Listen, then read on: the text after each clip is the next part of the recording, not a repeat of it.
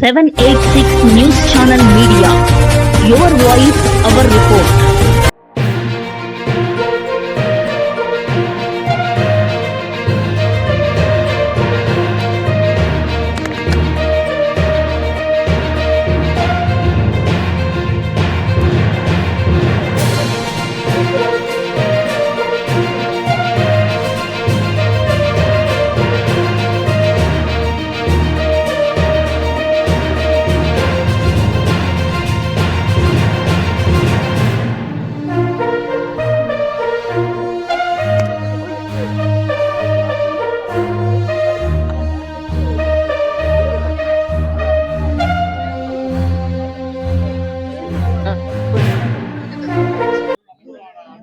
నిజంగా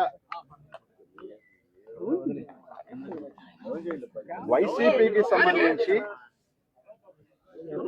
54 మంది కూడా వైసీపీ కార్పొరేటర్లే. యాజ్ ఆన్ రికార్డ్ గా తీసుకుంటే ఎవరు కూడా, ఎందుకంటే ఇందాక కూడా ఒక ప్రెస్ లో రూరల్ సంబంధించిన గిరిధర్ రెడ్డి గారు టీడీపీ కార్పొరేటర్ని వైసీపీ వాళ్ళు ఏదో ప్రలోభ పెడుతున్నారు, భయపెడుతున్నారు, ఏదో చేస్తున్నారని చెప్పాడు. అసలు టీడీపీకి కార్పొరేటర్లు ఎక్కడ ఉన్నారు? టీడీపీ జరిగిన కార్పొరేషన్ ఎన్నికల్లో గెలిచిన సీట్లు ఏంటంటే 0. 54 మంది గెలిచింది వైసీపీ సింబల్ మీద కాదా? ఆన్ రికార్డ్ గా తీసుకుంటే 54 మంది కూడా వైసీపీ సింబల్ మీద గెలిచిన వాళ్ళే. వాళ్ళు టీడీపీ కార్పొరేటర్లుగా ఎప్పుడు గెలిచారో మాకు తెలియదు. సరే, ఎన్నికలు అయిన తర్వాత కావచ్చు, కొంతమంది మారుండొచ్చు, కొన్ని కారణాల వల్ల వెళ్ళి ఉండొచ్చు. ఈరోజు మా నాయకులు అందరూ కూడా అవి ఏదైతే ఇది ఇచ్చారో 18వ తారీఖున మేయర్ని దించే కార్యక్రమం, నో కాన్ఫిడెన్స్ సంబంధించి మోషన్ ఇచ్చారు. దాని గురించి మేము ఒక క్లారిటీగా ఒకటి చెప్పారు. మేయర్ మా పార్టీకి సంబంధించిన మేయర్ కాదు. అంటే మా పార్టీలో గెలిచినప్పటికీ ఏ విధంగా ఈరోజు వైసీపీలో గెలిచిన కార్పొరేటర్ని తెలుగుదేశం కార్పొరేటర్లని ఏ విధంగా చెప్పుకుంటున్నారో, వైసీపీలో గెలిచినప్పటికీ కూడా ఆమె వైసీపీ పార్టీ నుంచి రాజీనామా చేసింది కాబట్టి మా నిర్ణయం తీసుకుంటాం, వాళ్ళందరితో మాట్లాడి చెప్పుకుంటాం అని చెప్పి కామ్గా ఉండటం జరిగింది. నో కాన్ఫిడెన్స్ మోషన్కి సంబంధించి మేయర్ ఉన్నా మా పార్టీ కాదు, దించి వేరే వాళ్ళని ఎక్కించినా మా పార్టీ కాదు. కానీ యాజ్ ఎ పార్టీ మా స్టాండ్లు కొన్ని ఉంటాయి. అది అందరూ కూడా ఇంకా కూడా మాట్లాడుకుంటా ఉన్నారు, తీసుకుంటారు. అందులో భాగంగా ఈరోజు వైసీపీలోకి కొన్ని కారణాల చెంతో, మీ వైఫల్యాల చెంతో, లేకపోతే మీ విధానాలు నచ్చకో, పొరపాటు చేసామనే తప్పిదంతోనూ ఈరోజు తిరిగి మళ్ళీ వైసీపీ గూటికి వస్తే, వచ్చిన వెంటనే అసలు బాధ ఏంటంటే, నేను నారాయణ గారిని కూడా అడుగుతున్నా, సార్ మీరు పాఠాలు చెప్పి 10 మంది విద్యాభ్యాసం చేశారు, చాలా గొప్ప గొప్ప వాళ్ళు అని చెప్పి మీ మీద చాలా చాలా చెప్పుకుంటారు. ఇదేనా మీరు నేర్పించేది? 8 నెలలు ఉంది పట్టుమని ఇంకా కార్పొరేషన్. మీరు కనీసం ఒక కార్పొరేటర్ని నిలబెట్టలా, ఆ కార్పొరేటర్ గెలిచేదానికి కష్టపడలా, ఆ కార్పొరేటర్ గెలిచేదానికి ఆర్థిక సహాయం చేయాల, కనీసం మీకు ఆ కార్పొరేటర్ల మీద హక్కు లేదు. కానీ ఈరోజు నెల్లూరు నగరంలో ఆ కార్పొరేటర్లు, గెలిచిన కార్పొరేటర్లు మళ్ళీ వైసీపీకి వస్తూ ఉంటే మాత్రం అనేక రకాల ఇబ్బందులు, అనేక రకాల కేసులు, అనేక రకాల ఇది జరుగుతూ ఉంది. ఈరోజు 8 నెలలు ఉంది, మీరు మున్సిపల్ మినిస్టర్గా ఉన్నారు. కార్పొరేషన్ మీరు కైవసం చేసుకోవాలనుకుంటే బర్తరఫ్ చేసుకోండి. అసలు మొత్తం కార్పొరేషన్నే మొత్తం తీసుకొని 54 గెలిపించుకొని, మీ మేయర్ని గెలిపించుకొని తెలుగుదేశం పార్టీ కార్పొరేటర్ అని చెప్పి గర్వంగా చెప్పుకుంటే తప్పులేదు కదా. 8 నెలల కోసం ఇంత దిగజారి అధికారం మీ దగ్గర ఉంది, మా దగ్గర లేదు. ధనబలం నారాయణ గారి దగ్గర కానీ విపిఆర్ గారి దగ్గర ఉన్నంత ధనబలం ఈ జిల్లాలో ఎవరి దగ్గరైనా ఉందే? కనీసం ధనబలం వాళ్ళని పోటీ చేసి అంత ఉందే? ధనబలం లేదు, అధికార బలం లేదు. ఏమీ లేదు, మేము భయపిస్తున్నామంట. ఈరోజు మా నాయకులు గత 1.5 సంవత్సరంలో సిటీ ఇన్ఛార్జ్ అయిన చంద్రశేఖర్ రెడ్డి గారు కానీ, రూరల్ విజయ్ కుమార్ రెడ్డి గారు కానీ, లేకపోతే జిల్లా అధ్యక్షులు గోవర్ధన్ రెడ్డి, ఇంకా జిల్లాలో ఉన్న ప్రశ్నను కానీ, కార్యకర్తల మీద కేసులు కానీ, నాయకుల మీద కేసులు కానీ, లేకపోతే రౌడీ షీట్లు కానీ, వీటిలకే పోలీస్ స్టేషన్ సతమతం అవుతా క్యాడర్ ఇబ్బందులు పడతా ఉంటే మేము బెదిరించామంట, మేము ప్రలోభాలు పెట్టామంట. మేమేనా పిలిచి వర్కులు ఇస్తామని చెప్పింది? మేమేనా వర్కులు ఇస్తామని చెప్పింది? మేమేనా కేసులు పెడతాం? ఆఖరికి నారాగారంగా అడుగుతా ఉన్నా, నెల్లూరు నగరంలో గంజాయి విపరీతంగా ఉంది అని చెప్పి, కారణాలు ఏదైనా కావచ్చు, నేను ఏ పార్టీ అని ఈ విషయంలో నిందించను. గంజాయి ఎక్కువ ఉంది, మర్డర్లు ఎక్కువ జరుగుతూ ఉన్నాయి, రకరకాల ఇబ్బందులు పడతా ఉంటే ఎంత నీచానికి దిగజారంటే, ఒకవేళ మీరు కార్పొరేటర్ని తీసుకువెళ్ళాలి గానో లేకపోతే ఏమైనా తప్పు చేస్తే ఆ కార్పొరేటర్తో మాట్లాడాల. ఆ కార్పొరేటర్ని పిలవటం, మీ భార్య మీద గంజాయి పెడతాం, మీ బిడ్డ మీద గంజాయి పెడతాం, మీ కుటుంబం ఇళ్ళనే జైలు పంపిస్తాం అని చెప్పి దుస్థితికి మీరు దిగజారిన మాట వాస్తవం కాదా అని అడుగుతా ఉన్నా. ఇది వాస్తవం కాదా?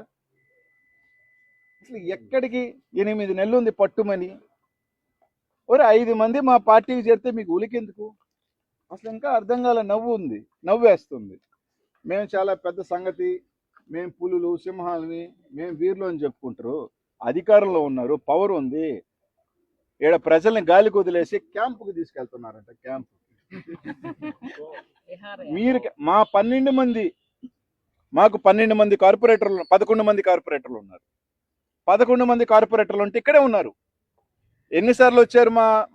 మా జయలక్ష్మ కానీ, కామాక్షమ్మ వాళ్ళు కానీ, మహేష్ అన్న కానీ, రోజు తిరిగిందే. మేమే క్యాంపులు పెట్టలేదే. ఎందుకంటే మాకు పోయేది కూడా ఇంకేం లేదు, మాకు బలం లేదు. We are here. అయినా మా 11 మంది ఉన్న వాళ్ళు మాతో ఉన్నారు. మీ వాళ్ళ మీద మీకు నమ్మకం ఉంటే, మీ పరిపాలన మీద మీకు నమ్మకం ఉంటే, మీ కార్పొరేటర్ల మీద మీరు కష్టపడి గెలిపించారు, మీ సొంత డబ్బులు పెట్టి, మీ జేబులో డబ్బులు పెట్టి, మీ పార్టీ కార్యకర్తలు దగ్గరుండి ఆ కార్పొరేటర్ని గెలిపించారు అన్న ప్రేమ మీ వాళ్ళకి మీ మీద ఉంటే, మీ పరిపాలన బాగుంటే మీరు ఎందుకు భయపడి క్యాంపులు ఎందుకు పెడుతున్నారు? గోవాలకి, పాండిచేరులకి ఇక్కడే వదిలేయండి. మీ పరిపాలన మీద నమ్మకం ఉంటే ఇక్కడే ఉంటారు కదా. మీరు ఎన్నుకోబోయే మేయర్కి సపోర్ట్ చేస్తారు కదా. ఎందుకు అంత భయం? అంటే ఎక్కడ లోపం ఉంది? మీ కార్పొరేటర్లు కాదు కాబట్టి, వాళ్ళు వైసీపీకి జగనన్న బొమ్మ మీద గెలిచిన కార్పొరేటర్లు కాబట్టి. ఈరోజు జగన్మోహన్ రెడ్డి గారిని గెలిచేట బయటికి రాగానే ఒక 2 కార్పొరేటర్ని పోలీసు 6 గంటలకు అరెస్ట్ చేసి తీసుకొచ్చారు. సరే 6 గంటలకు తీసుకొచ్చారు కదా. నేను తర్వాత ఒక అరగంట సేపులో చంద్రశేఖర్ రెడ్డి గారు విజయవాడ నుంచి రావడం జరిగింది. దాదాపు 12 అయింది, 12:30 అయింది.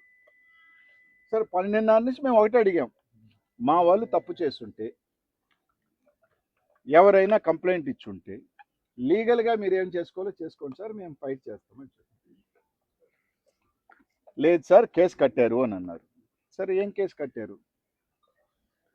ఒక గంట తర్వాత, 1.5 గంట తర్వాత ఎవరినో కనుక్కున్నారు, ఒక సిఐ గారు.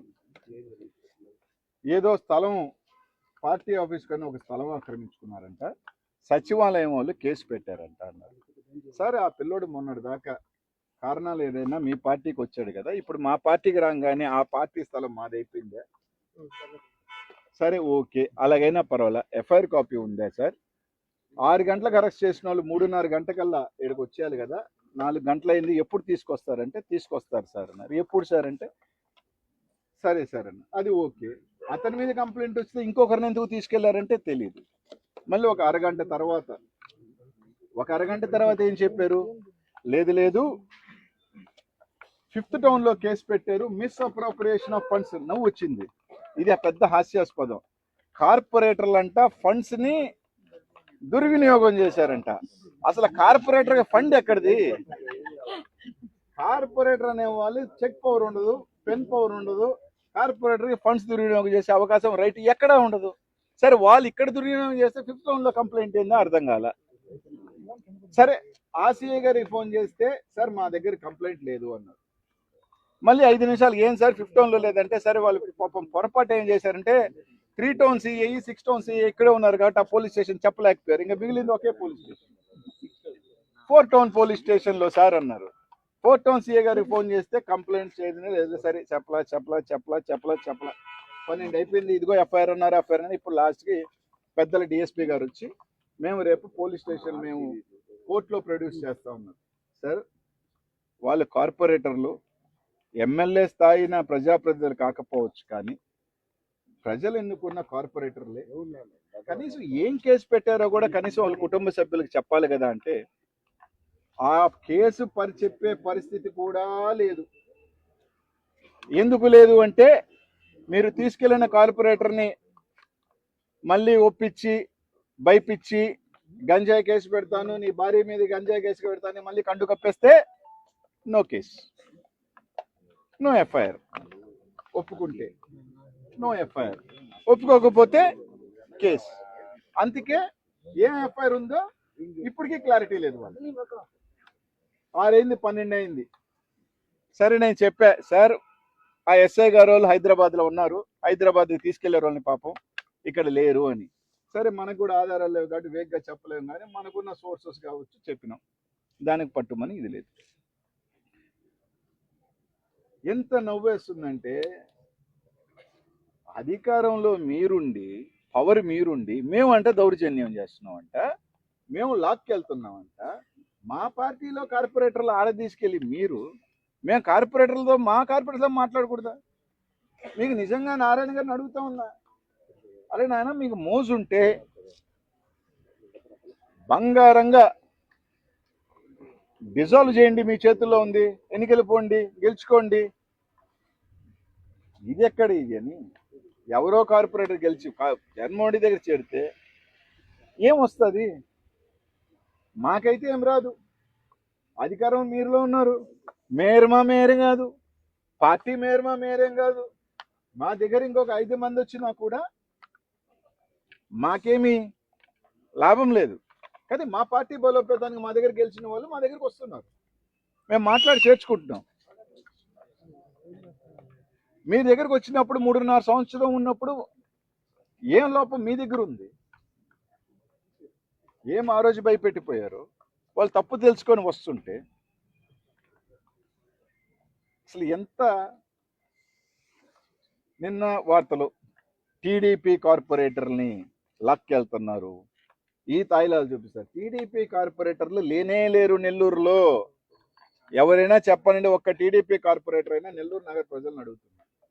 అసలు నిజంగా ఎక్కడ బాధేస్తుందంటే, నిన్న చంద్రబాబు నాయుడు గారు ఒక మాట అన్నారు, నెల్లూరు మీద చాలా ప్రేమతో ఆయన వలకబోస్తూ.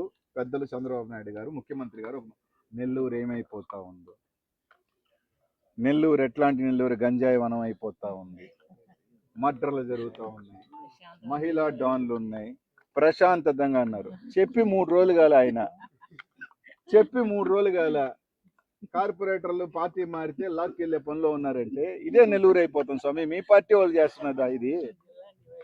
చంద్రబాబు నాయుడు చేస్తున్న ప్రశాంతత ఇదేనా? చంద్రబాబు నాయుడు గారు చెప్తున్న రౌడీజం చూపించి బెదిరిస్తున్నది ఇదేనా?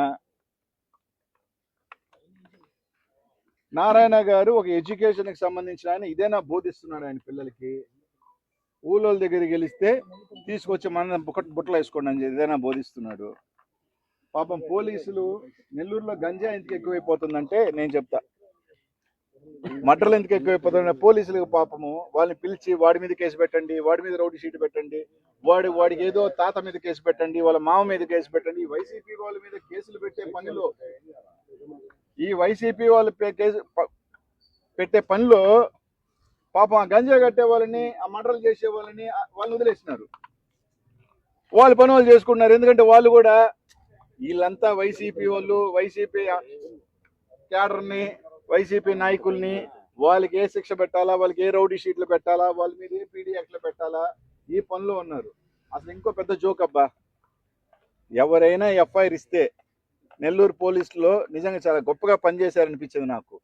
గంట లోపలే తాడేపల్లిలో ఉన్నాడు రా ఇతను, పోయి పట్టుకోరంటే. అంటే ఇప్పుడు ఎవరన్నా మీరు ఒక కాగితం ఇచ్చారనుకో, కేసు ఇచ్చారనుకో, వాడు చెన్నైలో ఉన్నా సరే ఎన్ని వదిలేసి చెన్నై పోయి తీసుకొచ్చేస్తారన్నమాట.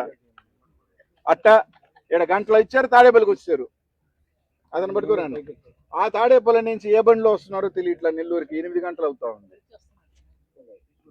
బండి పంచర్ అయిందా, పెట్రోల్ అయిపోయిందా, డీజిల్ అయిపోయిందా, అది తెలియట్లా. అదేనా చెప్దామంటే సీఏ గారు పాపం తీసుకెళ్ళిన సిఐ గారికి ఈ సిఐలు ఫోన్లు ఎత్తట్లా ఆయన, అది ఎందుకు అర్థం కావట్లా. ఒకటైతే క్లియర్గా చెప్తున్నాం, మీరు నైతికంగా సగర్వంగా చెప్తా ఉన్నా, ధైర్యంగా చెప్తా ఉన్నాను, జగన్మోహన్ రెడ్డి పార్టీ అంటే, వైఎస్ఆర్ కాంగ్రెస్ పార్టీ నాయకులు అంటే ఏంటా అనేది నెల్లూరులో ఈరోజు తెలుగుదేశం పార్టీ నాయకులందరికీ, నెల్లూరు ప్రజలకి చెప్తా ఉన్నా. ధైర్యం అంటే గెలుపు కాదు, అక్కడ 8 నెలలు ఉంది, అది మాకున్నా ఒకటే లేకపోయినా ఒకటే, మా మేరే కాదు, దానివల్ల మాకు ఒరగదు. కానీ అధికారం మీది, పోలీసు వ్యవస్థ మీ చేతుల్లో ఉంది, బలం మీ చేతుల్లో ఉంది, డబ్బు మీ చేతుల్లో ఉంది, మా దగ్గర నుంచి తీసుకున్న సంఖ్య మీ చేతుల్లో ఉంది, 8 మంది చేతుల్లో ఉంది. అయినా మా 11 మంది నెల్లూరు నగరంలో ఉన్నారు, అయినా మీ వాళ్ళందరినీ తీసుకుని గోవా పారిపోవాలని క్యాంప్ పెట్టారు, చూసారా? అక్కడే వైఎస్సీపీ గెలిచింది,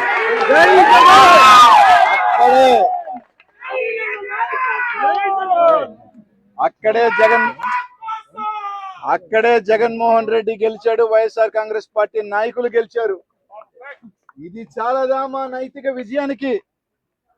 మేమెళ్ళి, మా వాళ్ళు వెళ్ళి అక్కడ ఉండాల్సిన అవసరంలే.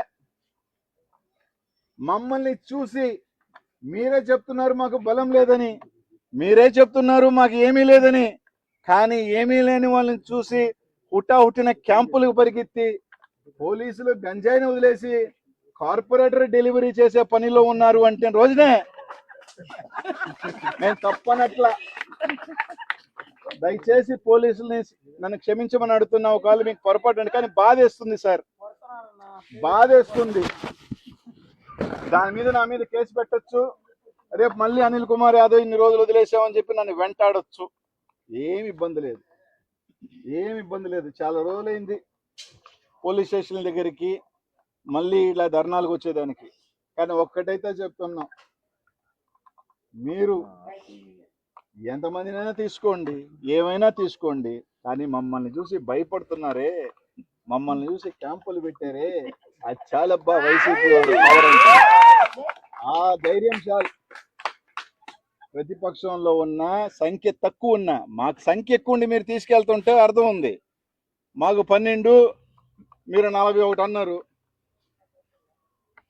మళ్ళీ ఎమ్మెల్యేలు ఎంపీలు ఓట్లు మీకే ఉన్నాయి, మాకు లేవు.